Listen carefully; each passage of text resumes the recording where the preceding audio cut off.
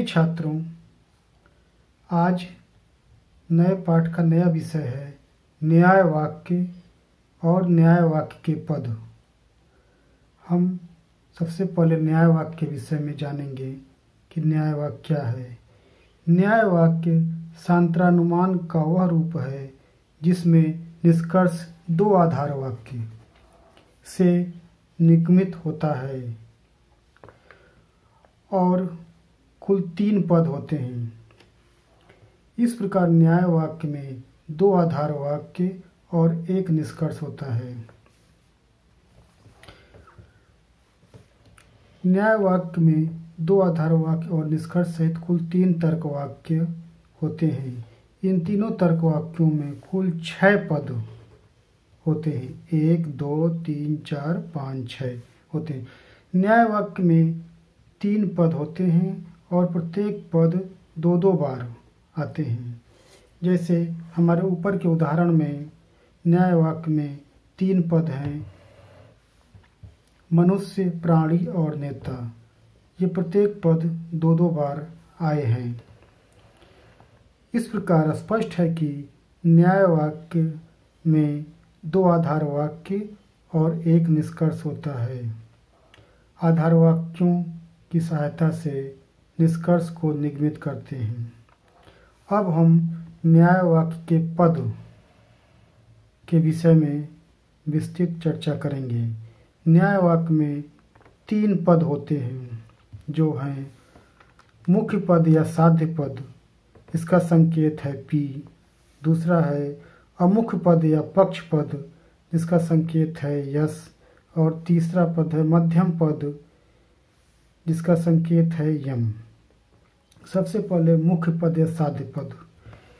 किसी भी न्याय वाक्य में जो पद निष्कर्ष तर्क वाक्य का विधेय, निष्कर्ष तर्क वाक्य का विधेय यानी कि निष्कर्ष विधेय की जगह जो आता है वह मुख्य पद कहलाता है। यह पद प्रथम आधार वाक्य में भी होता है, इस कारण इसे मुख्य आधार वाक्य कहते हैं। यानी कि मुख्य पद होता है, मुख्य पद या साध्य पद न्याय वाक्य में 2 बार आता है। एक बार निष्कर्ष के विधेय में और आधार वाक्य में भी आता है एक बार। तो यहाँ पर देखिए इस उदाहरण में जो प्राणी शब्द है वो निष्कर्ष का विधेय है और ये हमारा मुख्य पद है, और यही प्राणी शब्द पहले आधार वाक्य में आया है, इस कारण ये इस आधार वाक्य को मुख्य आधार वाक्य कहते हैं। अब हम अपने अगले पद अमुख्य पद या पक्ष पद के बारे में जानेंगे। किसी न्याय वाक्य में जो पद निष्कर्ष तर्क वाक्य का उद्देश्य यानी कि निष्कर्ष में जो उद्देश्य होता है वह अमुख्य पद या पक्ष पद कहलाता है। यह पद न्याय वाक्य के तृतीय आधार वाक्य में भी होता है, इस कारण इसे अमुख्य आधार वाक्य कहते हैं। जैसे देखिए हमारा ये न्याय वाक्य लिखा है, इसमें तीसरा तर्क वाक्य को निष्कर्ष बोलते हैं। निष्कर्ष का उद्देश्य पद जो होता है वह अमुख्य पद कहलाता है, और ये अमुख्य पद एक बार द्वितीय आधार वाक्य में भी आता है। ये जगहें फिक्स होती हैं, इसे बदला नहीं जा सकता है, और जिस आधार वाक्य में अमुख्य पद होता है उसे हम अमुख्य आधार वाक्य भी कहते हैं। इस प्रकार दूसरा न्याय वाक्य का दूसरा आधार वाक्य अमुख्य आधार वाक्य कहलाता है। अब हम अपने तीसरे पद जिसे मध्यम पद कहते हैं, वह भी बहुत महत्वपूर्ण भूमिका निभाता है न्याय वाक्य में। किसी भी न्याय वाक्य में जो पद मुख्य आधार वाक्य व अमुख्य आधार वाक्य के बीच संबंध स्थापित करता है वह मध्यम पद है। मध्यम पद केवल दोनों आधार वाक्यों में ही होता है, निष्कर्ष में नहीं होता है। स्पष्ट है कि देखिए मेरा आधार वाक्य है सभी मनुष्य प्राणी हैं, सभी नेता मनुष्य हैं, और निष्कर्ष क्या निकलता है सभी नेता प्राणी हैं। इस दोनों आधार वाक्यों में देखिए जो मनुष्य पद है वो 2 बार आया है। प्रथम आधार वाक्य में उद्देश्य की जगह और द्वितीय आधार वाक्य में विधेय की जगह। ये मध्यम पद है और निष्कर्ष में देखिए जो मनुष्य मध्यम पद है निष्कर्ष में नहीं आता है।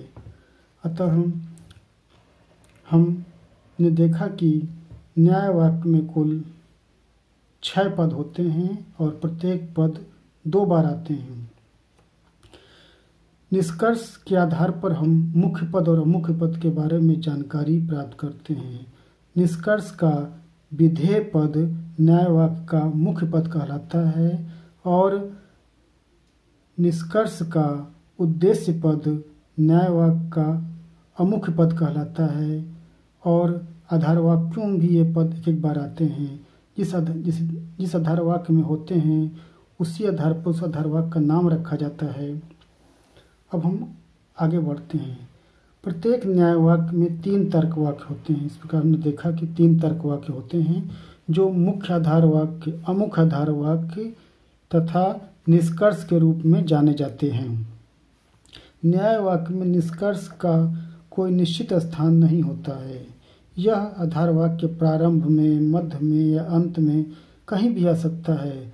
निष्कर्ष की पहचान के लिए कुछ शब्द दिए जाते हैं, उसी आधार पर हम पहचानते हैं इसको।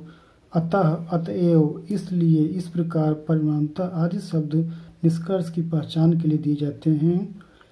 कभी कभी होता है कि निष्कर्ष की पहचान वाले शब्द न हों तो हम प्रायः न्याय वाक्य के प्रथम तर्क वाक्य को ही निष्कर्ष मान लेते हैं।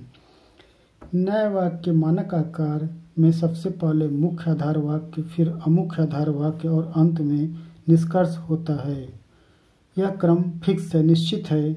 हम अपने अगले भाग में न्याय वाक्य का मानक आकार कैसे बनाते हैं इस पर विस्तृत चर्चा करेंगे। धन्यवाद।